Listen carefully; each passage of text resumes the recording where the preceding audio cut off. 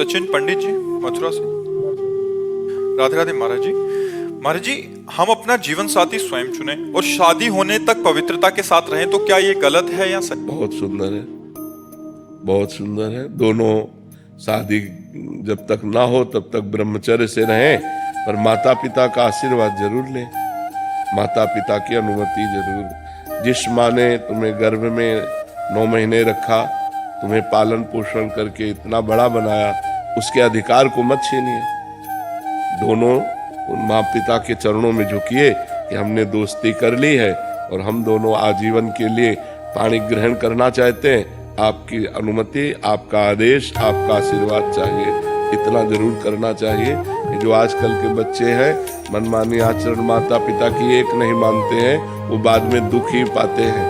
पक्का समझ लो, जब हमारे पुराने समय में किसी का पाणी ग्रहण होता था तो गांव भर के देवता पूजे जाते थे, बड़े बुजुर्गों की पूजा की जाती थी, सबका आशीर्वाद लिया जाता था कि हमारा पाणी ग्रहण संस्कार आजीवन मंगलमय चले। और आजकल क्या है, न माँ की मानना न पिता की मानना। आज इस लड़के से बेविचार, कल उस लड़के से बेविचार, और फिर शादी, और फिर ब्रेकअप, और फिर डिवोर्स, यही सब चल रहे हैं। और क्या चल रहा है?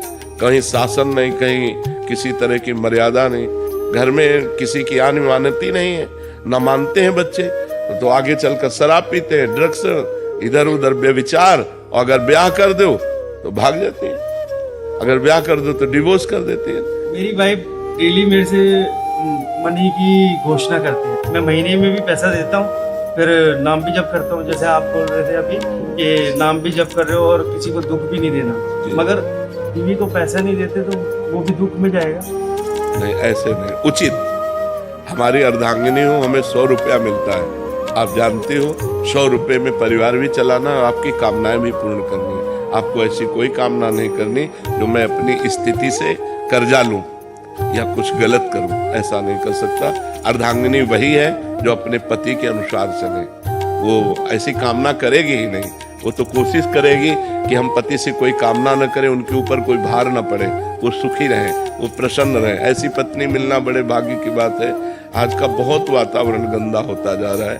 तो बहुत अच्छे बच्चे हो, ब्रह्मचर्य से रहो जब तक ब्याह ना हो, और फिर माता पिता की अनुमति से ब्याह करो। महाराज जी, इसमें एक प्रश्न था महाराज जी, बहुत सारे ऐसे प्रश्न आते हैं कि जैसे लड़का और लड़की दोनों शादी करना चाहते हैं और अपना पूरा जीवन एक दूसरे के साथ निभाना चाहते हैं, बट माता मान जाती है तो पिता नहीं मानते, पिता मान जाते नहीं। आजकल माता पिता को भी सोचना चाहिए कि नया जमाना है। अगर वो आपसे अनुमति ले रहे हैं, आपके पैर छू रहे हैं, तो आप उसका आदर कीजिए। ज्यादा बड़े वाले बन करके बात करोगे तो फिर अपमान भी हो जाएगा, आपकी बात नहीं मानेंगे। बच्चे हैं, नौजवान हैं, तो थोड़ा सा देख लीजिए।